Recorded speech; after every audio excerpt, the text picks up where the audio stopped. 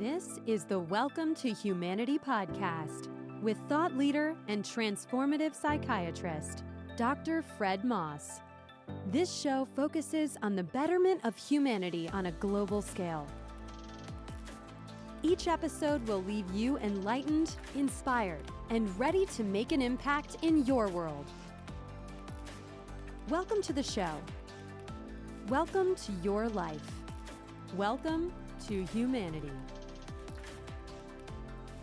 Here's Dr. Fred. Welcome again to the Welcome to Humanity podcast, and opportunity exists today. We've had a few of these before for me to actually meet the person I'm interviewing today. Essentially for the second time. We met for about, 8 or 9 minutes last week. And it was just like, dude, you got to be on this podcast. And he's like, okay, let's get it done. And then I called my co-host, Sam Morris, and he's like, oh yeah, let's get this done. And, then all of a sudden we started looking at this man and started looking at his bio, and we started like both of us, just short of freaking out about who this guy really is. So, sometimes I got to take like normal people and make them realize their own spectacularity. But in this case, what we had is just a spectacular bio, and I don't know how we're going to wash this guy into being normal. I'm just being an average human. Each and every one of us is really dealing with something, right? No matter whether we're tackling some of the big problems in the world or maybe even the tiny ones, we all face challenges. Now, I've been a psychiatrist for many years, and I've worked with all kinds of people from all walks of life. I've worked with more people than I can really count, from various backgrounds, dealing with more issues than you can imagine, of all sizes and shapes. So naturally, over time, I've developed a number of ways to assist others in gaining a new sense of freedom and empowerment. Now, I'm pulling back the curtain on one of those methodologies, and I'm going public, revealing the process and associated mindset that contributed to using this particular method with maximum effectiveness. It's all laid out in my new book called Creative Aid, Healing Through Creativity and Self-Expression. You can pick this book up on Amazon.com in either Kindle or paperback format. And as a listener to the Welcome to Humanity podcast, I'd like to offer you a completely free copy in audiobook format. Just go to welcometohumanity.net/creative and download your free audiobook copy of Creative Aid today. I really look forward to hearing about your Creative Aid breakthrough. Now let's get back to this amazing conversation. Welcome to Humanity. Sam Morris. Hello, Sam. Good to be with you. Hello, Fred. Hello, Sam. Let's introduce this Sam Friedman guy. Sam, how you doing? And thanks for being on this call with us. Yeah, my pleasure. I'm psyched to be here. It's really cool to have you. So, Sam, I think your bio is going to be on the front page. On the front page of the advertisement, or if you will, the posting to talk about this particular podcast. But I'd like to draw from it a little bit right now. And one of the things I notice is that you use a lot of big words. You use a lot of big words in your bio. And, some of us are like, whoa, whoa, whoa, whoa, like that, as we read your bio. And then I have a general understanding of most of the words that you use. So I see that you're up to all sorts of great stuff in the art community, in the science community, in the AI community, really looking at futuristic learning in the world of electronic or electric media. Wow. And then you've got these connections to these pretty major institutions, MIT and Harvard. You play around in Burning Man, and, and you've just, my goodness, how old are you? I'm 35. You're 35, at least in this lifetime, we like to say. That's great. 35 Right. years is what we're talking about. And there's just something here that, man, you must have hit the ground running when you're born. You already had some idea of complexities that you were willing to take on. Sam Friedman, like, we could go in so many different directions. So why don't you get us started by just kind of out loud saying, who are you? Or maybe I should say, who are you today? Like, right now, who do you see yourself as being? And, take your time. You can answer this question for the rest of the hour if you want, because that's really what we're here for. Or maybe a succinct answer, like, who is Sam Friedman? Awesome. So starting today, I think, is a nice way to enter the question, which I'm still trying to find the answer to myself. So I don't think I can wrap it up very quickly or nicely in a bow. But I'm someone deeply interested in the sort of underlying patterns of my experience. I'm working as a machine learning scientist, particularly focusing on cardiovascular diseases and trying to build machine systems to look at data collected in healthcare practices, rich data typically, things like MRIs or ECGs, and find underlying structure that we can use to deliver better medical care, but also further our biological understanding of diseases and disease pathways. So I get to collaborate with a lot of clinicians in this role, as well as a lot of engineers, and we sort of develop new algorithms to bring these data types together and find ways of representing them that sort of expose underlying structures. They could be underlying genomic structure of diseases or underlying prognostic structure, like if disease trajectory might be different for two different individuals, even if they show up with the same diagnosis, by using that rich data we can find in these imaging modalities like MRIs. I did not at all start out my career as a scientist. I initially was a painter actually and got very interested in interactions with my paintings and started building sort of mechanical contraptions that people could use to open up panels or turn on little motorized components inside a painting to sort of multiply the types of interaction. And that sort of naturally led into working with electronics and sort of robotics. And from there is when I started exploring sort of machine learning as a way of like really enabling the interactive component. When I was sort of adding mechanical elements to paintings, there was a sort of paint by numbers aspect of the experience where there was an interaction, but it had totally been choreographed by me.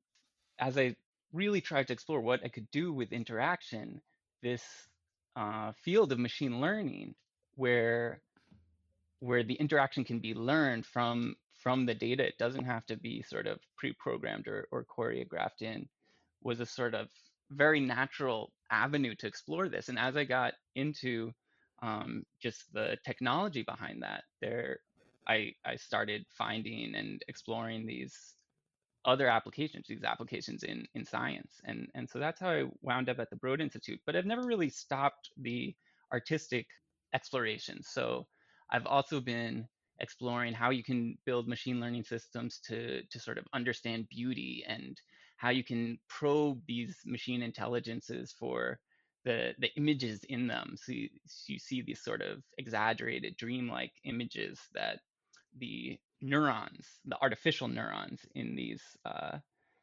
software, these neural networks, what they see, what they look for. And so I've done some art projects exploring that as well. So maybe I'll stop there, and Well, that's yeah, sort of yeah, that's the good past because 15 years. Yeah. I don't know about you, Sam Morris, but we have two Sams here with Fred, so today I might have to call people's last name out a little bit. But dude, Dude. Well, right? yeah, right. Yeah, seriously, I'm color me impressed.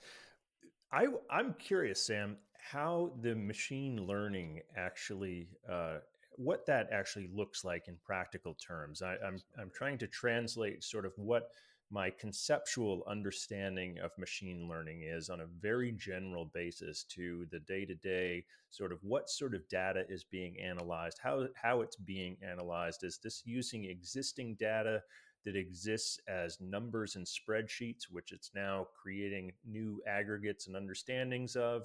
Or is this taking images and creating new information from processing the images? How exactly does machine learning work, and specifically with your focus on the cardiovascular disease aspect? Sure, sure. I think the quick answer is just sort of all of the above. It's a really broad term and a broad field, and there's work both in the sort of spreadsheet table of numbers and in these bigger MRI imaging type modalities. So both low dimensional and very high dimensional input data is used to train these machine learning systems. I think to be machine learning, which you can sort of think of as a kind of artificial intelligence, what differentiates it is that there's this learning process where your algorithm doesn't come just pre-made out of the programmer typing it in, but looks at some data directly, and the algorithm that comes out is derived from learning on that data. And what that learning is could be very simple and really just kind of an application of statistics that people have known for 100 years, or as these models get more and more advanced, they can be these very deep artificial neural networks whose components are often inspired by real biological neural networks, but have crucial differences in terms of how they're actually implemented. And these models are getting increasingly complex. So the OpenAI has released a model now with billions of neurons. Okay. So it really spans the gamut. Just to be machine learning means there is this learning process rather than just the programmer deciding how the algorithm should act. I see. That's just flat out astonishing, first of all. Seriously. And I mean, maybe I'm showing my age. I'm 63, and I'm pretty much on the front edge of some technologies after all. But God, the sort of the ease that you're taking this on, there's I'm wondering, how does Sam's brain, what does it have to do to so calmly, collectively, actually systematically take on this couple things that I feel like you have to do, or that you've done naturally, maybe up until now.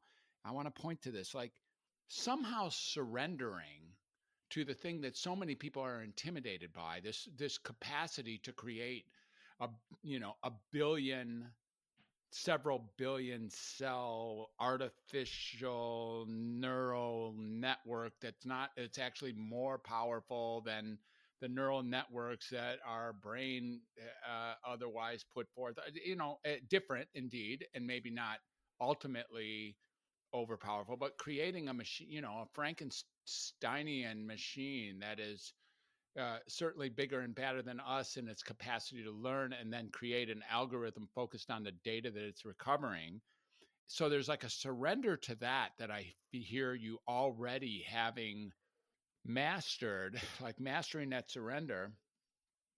And then, sort of the conversation we just had a couple hours ago, Sam, is what I'm referring to here. And then the application of the brilliance of your own human mind and brain. So actually taking hold of what's there for you that isn't machine, so that you can lead and discuss and uncover and discover all sorts of new ways of dealing with things that we otherwise never even would have considered having access to, making a difference in, like some combination of surrender and taking charge.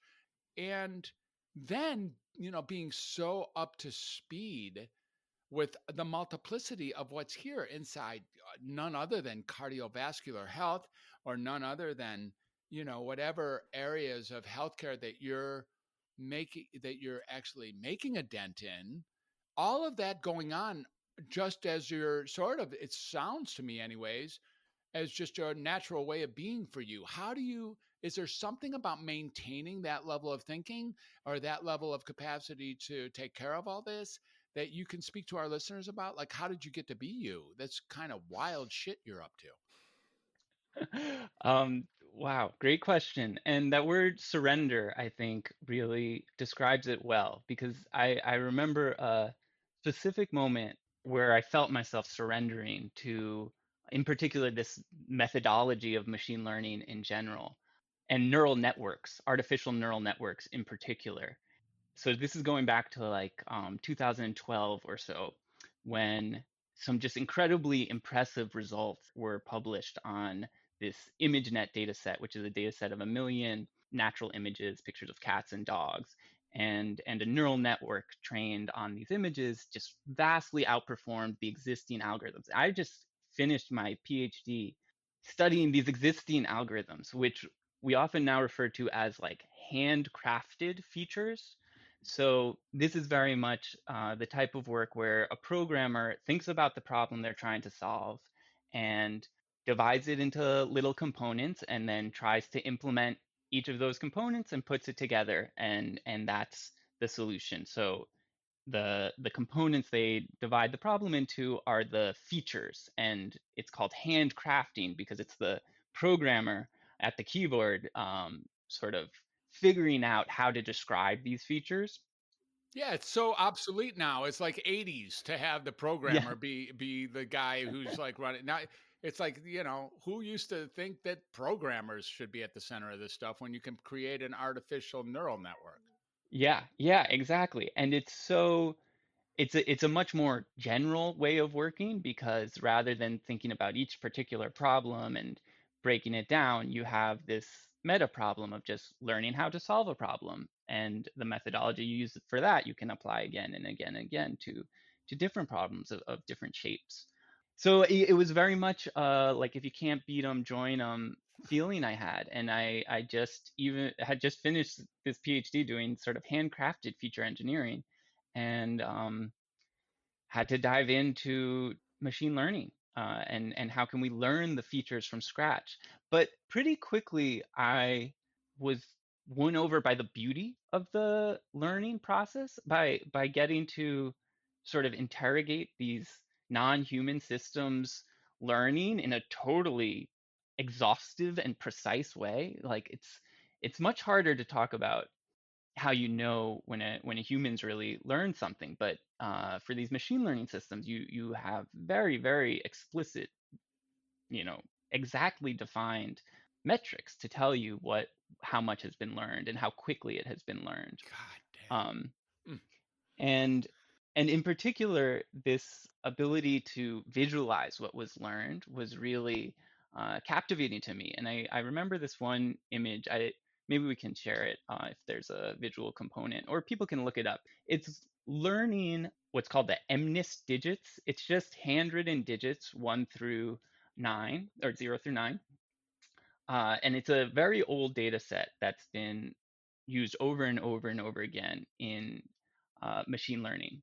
And it's 60,000 people who I think it came from checks. So people had written numbers in that little square where you put numbers in the check, and it all got digitized into this data set. And the challenge is just take that picture of a number and say what number it is. And the visualization I'm thinking of is a very simple neural network where you just have one neuron for each of the different numbers, and it maps directly from, so it's not a deep neural net, it's a shallow neural net. It maps directly from this input image to the guess of which digit it is. It's a direct mapping, and you can see it learn. And what you see is these like sort of templates for each digit emerge. But there's lots of variation in different people's handwriting, in how someone will draw a 7 with like a little hat and a cross across its middle diagonal, or just 2 lines. There's lots of variation in how you draw numbers. And like a 6 might look like an 8, or might look like a 9 in some respects. So you see in each of these neurons associated with each of the numbers this template start to emerge, and that's the whole neural net. Like you can really see it in that case when it's that shallow. And as the training goes on, these templates get better and better and better and closer to sort of this idealized digit. And that visualization was really impactful for me, and just feeling like you can find these beautiful patterns. You don't have to devise them in your own head.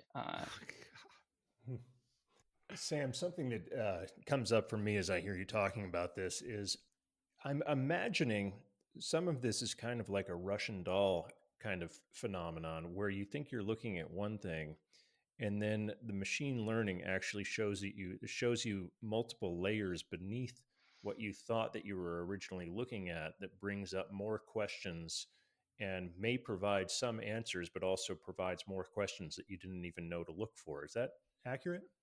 I think it's definitely the case that we are not always the best at introspecting into how we solve problems. And so when you train a neural net to do it, it may do it in a way that's very different from how you would describe the problem ought to be solved. Uh huh.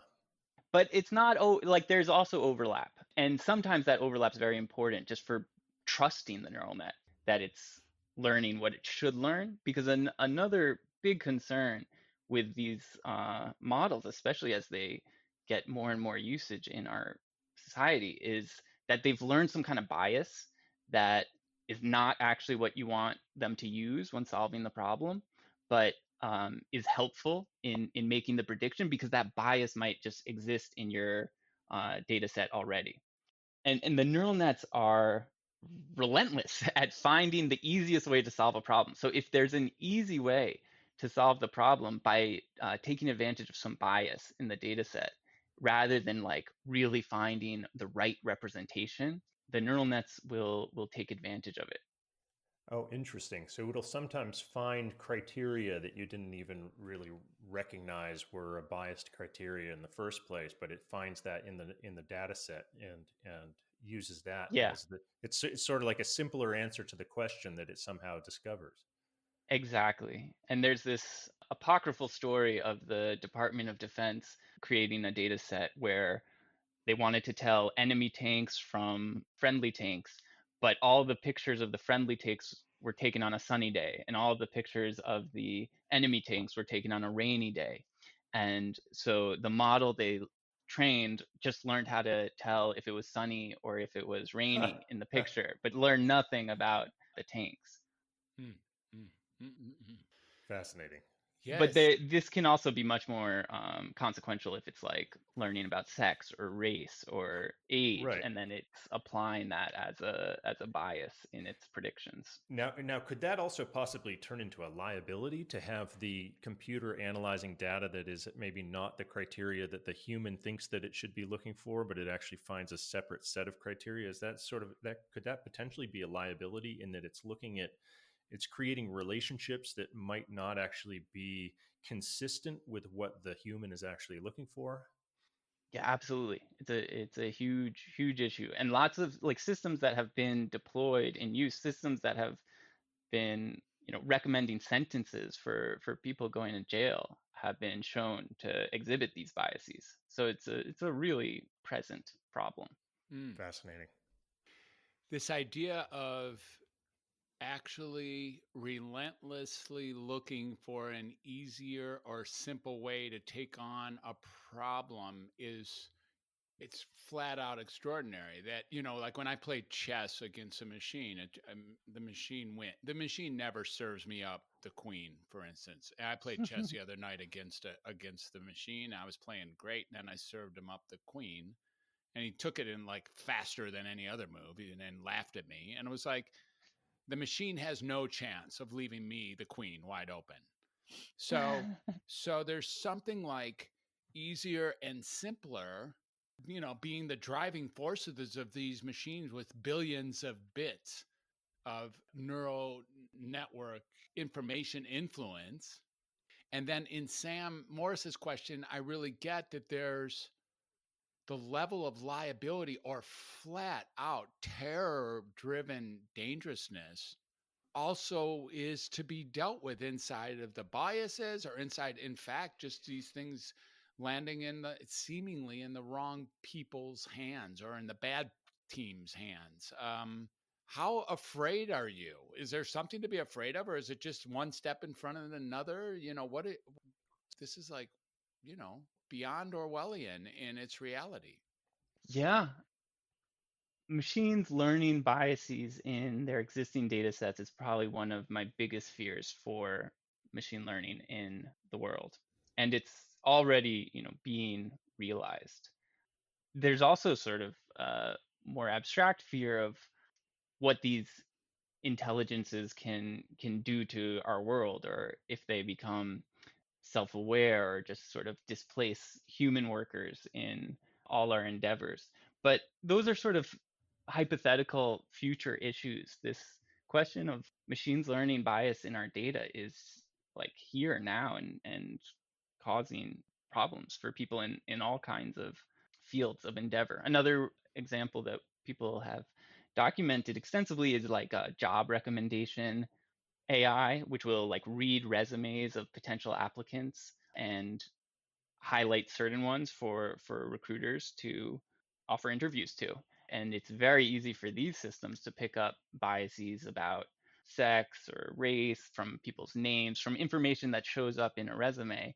And you can just kind of recapitulate the inequities that are in an existing organization if it's just sort of trained to interpolate between the existing data. And a lot of the ways that we train these machine learning models is to like maximize the probability of the data that they already have. But if there's this problem with the existing data, then their predictions are gonna show that as well. I don't think it's like a hopeless issue. Sure. There's lots of things we can do, especially if we know that there's potential bias. So for things like sex and race and age that we know to be sensitive to, we can explicitly find these biases in any model, and that's a pretty straightforward thing to do. That's not like new technology we need to develop. The problem is just that lots of machine learning practitioners don't look for the bias before they put their algorithms into action.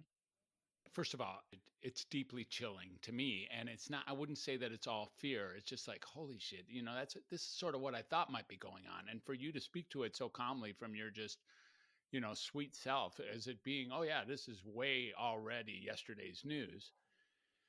And then the thing that we're most concerned about, it, at least I heard you buzz through this, is machines becoming self-aware, which of course it's what we strive for as humans. Like the ultimate thing is for us to become self-aware, but the last thing we want is for these machines to become self-aware, because God knows what could happen if that actually started being a space. If they could organize, or if they weed out the stuff we gave them so that they're running on their own, and they're already sort of running on, not sort of, they are running on, they're doing stuff that none of us could ever even fathom doing. It's sort of like having a Jurassic Park almost, right? Like unleashed creatures way larger than us that we're kind of sort of efforting to keep in check. Is this fair? Is that a fair assessment? I think that's definitely one assessment that we hear and is a potential perspective. But there are lots of others. And I think it's healthy to just sort of explore the space of ways that this self-awareness, this machine self-awareness could manifest and what that might mean. Should this sort of Jurassic Park future, another scenario that's often given is the sort of paperclip apocalypse. Are you familiar with that? Talk to us about that. Where you have a paperclip company uses a machine learning system to just figure out a way to make paperclips, to optimize paperclip manufacturing. They just use the most powerful machine learning system they can get because they want more paperclips. And because it's such a powerful machine learning system, it learns how to create paper clips with all kinds of materials. In fact, all molecules on Earth, it finds a chemical way to turn into paper clips. So it starts making paper clips out of every molecule. And before long, the whole world is converted into paper clips by a totally benign artificial intelligence whose single motive was programmed by people, but it was just blindly optimized to the point of destroying everything else and just replacing the world with paper clips. So that's another sort of dystopic potential direction. I got the theme for tonight's nightmare all figured out by now. Thank you. On the other end of the spectrum, though, if you just think about like this practice that I've just experienced in my life of having a child, Yeah. bringing a new life into this world. Thank you. That is also a time when you're developing this self-awareness that you sort of hope is going to go on to have all kinds of thoughts and experiences that you could never imagine, that you won't understand. My daughter will hopefully see a future that I'll never see, and will have ideas that I could never think of. Mm, And so in that way, making something self-aware is this incredibly beautiful, hopeful journey, mm, this sort of bet on posterity. And we don't have to be sort of carbon chauvinistic, as some people say about this. It doesn't have to be those self-aware modules operating in the world don't necessarily have to be carbon in order to have beautiful thoughts and experiences, and ultimately like adding to the beautiful thoughts and experiences that are happening in the universe seems like a good thing to do. So mm, I see lots of dystopic futures, but think there are also beautiful ways to cast this question of developing self-awareness. And I also think it's not, certainly with the systems we're working with now, where it's not what we're doing. We're not making something self-aware, and it's not like it, at least to me, I don't think the types of systems that I'm working on would somehow become self-aware without my knowing. mm, So, what's coming up for me is the way in which machine learning and AI are really essentially a sort of a prosthetic to self awareness. And at the same time, the awareness of self for the vast majority of us is quite ambiguous. I mean, that's a philosophical question that goes back since time immemorial. And I don't know that we're any closer to an answer than we were way back then, in a certain sense. And so it's interesting how this actually kind of almost forces humanity to start to look at, well, what is the self that we're trying to create a prosthetic for? To mm, look at this from a psychological lens and a behavioral psychology lens and a evolutionary psychology lens, a philosophical lens. What is this self that we are trying to augment or create a prosthetic for? And it almost forces us in a certain way, creates a pressure to get to know ourselves as humans so that we know what we're trying to create a prosthetic for. mm, How does that resonate, hit or not hit, or is that too in the clouds for this conversation? mm, What strikes me is that we're not, or at least most of the systems I work on, all the systems I work on, are not prosthetics for the whole self, but for these like very, very specific, narrow parts of perception and cognition. Right. So Yeah. it's Got it. like these very shallow subnetworks that we're trying to train and put into a machine learning system.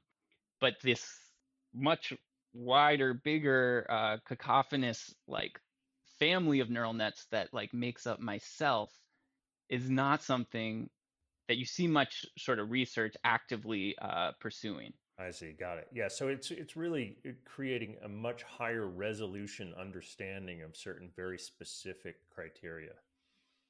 Yeah, yeah. And I mean, if you look at even the most advanced neural nets that are coming out today, things like Alpha Zero, which learns how to play board game, chess and Go, and it's an incredible system, can do things no previous AI could do, but it's very precise in what it knows how to do. It knows how to play these games where there's a precise set of rules, or the types of neural nets that I work on, where you're trying to predict the risk of a particular individual of having a very specific disease.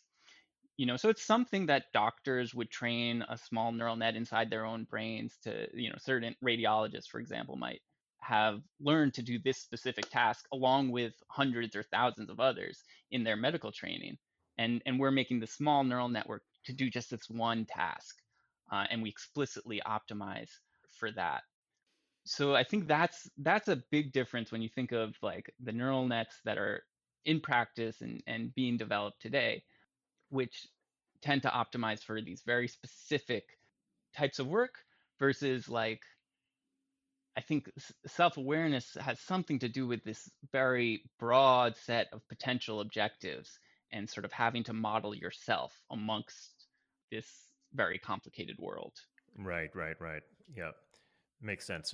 Yeah, I think it's probably I'm probably not like probably very similar to a lot of other people who look at this whole world of machine learning and AI with such a general understanding, and immediately sort of start to think about general AI versus the specific applications that you're focused on.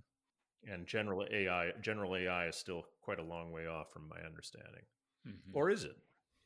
Well, I don't think anyone knows how far off it is. We're definitely not there yet. I think there's a lot of hesitancy to really talk about it directly in the field, to really say it's an objective, since it's something very hard to define. Hmm. We don't know what real general intelligence is. So how Hmm. do we know when we have artificial general intelligence? Hmm. But it is increasingly becoming something that reputable institutions and very well respected researchers are allowed to talk about. I mean, I don't think it's necessarily healthy to have taboos about these topics, but I think in the machine learning community, it's increasingly becoming less taboo to talk directly about a artificial general intelligence. But the vast majority of machine learning research is not looking at artificial general intelligence, but very specific problems. Sam, when you speak of artificial general intelligence, I wasn't there when it happened, but when even when fission back in the day, when and we were talking about nuclear energy, then Albert knew that he would had created something that could destroy the world and gave a warning about that. And now we all know that we live 1 second away from supposedly from a button push that puts us out of our misery. I wonder, is there, first of all, you don't have to answer this question, but it's maybe a question for all of us. Is there sort of something that this shit better not do ever? Like, no, don't cross that line, please, ever. There's that question. But I want to couple it with another question that isn't so apocalyptic, which is, we talked when we met, actually we talked about some of the work that you're doing in psychiatry and psychology, and really looking at plant medicine, and we talked about ketamine and the taking this our own thinking out into the fourth and fifth dimension, and pattern recognition and dissolution of ego, and body disappearance, and time and space being revealed for the illusions that they are. And you mentioned a little bit that you're working with psychiatry, and you're working with mental health, exploring using these tools, I guess you mentioned, now that we have a little bit of a background, but using these tools to explore what's on the outer edges of that domain. Is this fair to ask you to speak to this at this time? Sure. Yeah. Sam and I both have a pretty deep interest in the effects of psychedelics, and the effects of, and the exploration of fourth and fifth dimension, of, ego disillusion realities. And there's something here, I think, that it really does that test AI? I mean, isn't that a different way of thinking that isn't really the automatic human linearity that we otherwise think is the way that we think? Um, so there are a few things I want to mention in response to that. One is another really compelling moment in sort of my journey into machine learning, after seeing those templates of numbers, was work that's been done in the past few years on what's called, for lack of a better word, artificial dreaming, in these deep dreaming Mm. in neural networks. And one of the things that's just known to be a very standard finding in neural nets that look at images is, if you look at the early layers, the layers that sort of see the very pixels in an image, what they learn are what's called edge detectors. What those are is exactly the types of filters we have in our visual cortex in the very early layers that respond to the neurons that are closely connected to the retina. When you dive into these artificial neural networks, you can bring out these incredible edges in the environment. And what people often say when they see these images is, wow, that's trippy. This experience we have in taking a psychedelic is also sort of emphasizing these edges to the point where we sometimes call it a hallucination. The project I'm working on in psychiatry is sort of taking a very shallow type of machine learning system. It's called canonical correlation analysis, but the details don't really matter. But we look at all these words, all these testimonials of people experiencing a psychedelic, and we use the neural net to find an underlying pattern. And one of these, the most dominant pattern, the most explanatory one, is this one that contrasts these sort of very early, very sort of shallow neural net experiences of visuals and edges and our direct sensory experience with this much deeper hierarchy of existence as a whole and reality and the universe and the world and breakthroughs. Yeah, that's a project that's bringing together lots of my interests, both in sort of developing software for machine learning and in understanding psychedelics. So I'd be happy to talk more about it. Yeah, you will be talking more about it with this doctor who's looking for a job. So I'm really excited to explore that with you. It's just fascinating. If you want to say another few words about it, I think our listeners, and so I'm sure I speak for Sam Morris here too, would be really curious about what you're finding and what's out there in the fifth dimension or the psychedelic dimension. The the edges of the so-called conventional retinal learning. What's out Very there? much What's so. exploring? Very much so. Yeah. Sure, yeah. So I guess another sort of overarching way to think about machine learning is you're sort of learning representations, and these edges is in a natural image is one representation, which is often useful. Like if you think about, you want to know what objects are in the scene, well, representing their edges can really help you separate different objects. So it's a generally useful thing when you're looking at images. And so it's a representation that you see over and over again that these neural nets will learn. In this project, it's trips and neurotransmitters where our input is not an image. So we don't have edges to pick up. Our input is text, and it's just people's descriptions from this website, Arrowwood, testimonials of drug experiences, over 6,000 different testimonials of taking 21 different molecules we looked at: ketamine, MDMA, psilocybin, LSD, DMT, and many others, or 15 others, all in the broadly psychedelic classification. Are they all post experience? Is the testimony, is there any, Yes. they're all post what I remember, what I can now speak to about the experience when I was there. They're Uh, post. yeah, some actually have the feeling that they might have been taken during. It's hard to speak to that shit during. Yeah, and it's hard to write Yeah. down during as well. It's hard Okay. to even turn on your computer. Yeah. Yeah. Absolutely. Yeah. It's hard to lift your hand. Anyways, go ahead. Okay, so just like the neural nets on images look for a good representation, now we're training the system to look for a good representation of all these words, that cover these 6,000 testimonials. Some people write thousands of words in their description of their experience with that drug. And so we want to find a good representation. The sort of aspects of that representation that come out in our analysis are, at the top, the sort of most explanatory one is what we called intero and exteroception versus ego dissolution. Mm, And okay.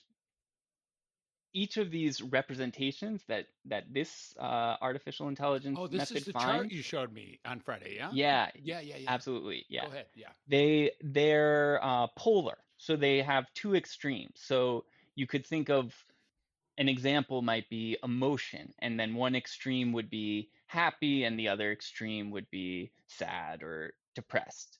Or you could have a temperature direction, and one extreme would be hot and one extreme would be cold. Okay, so we're finding these directions, and the directions we find in the sort of space of people's English language descriptions of their psychedelic experiences. The strongest one is this one which contrasts your ego dissolution. So words like universe, world, consciousness, breakthrough, existence, earth, entity, fear, aliens, beings, spirit, reality, universe.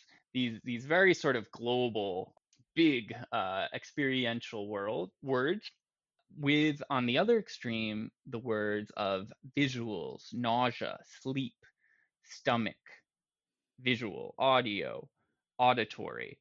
So words describing both external senses, visuals and audios, and interoception, things like your stomach or feeling nausea or a headache.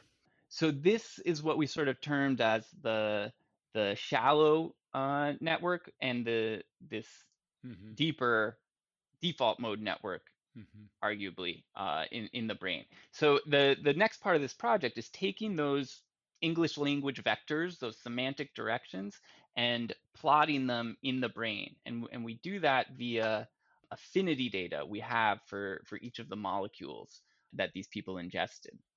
So we can sort of ground this people's description of visuals, and we see it land in the visual cortex, and we have audio descriptions, and those also land in brain regions associated with auditory processing, like Broca's area. Then the really cool thing is then you see something like ego dissolution. Where does that type of Yeah. subjective experience map into the brain? But where does it? Don't You can't just leave us there. We got to close up, but you can't just leave. Where does that shit land?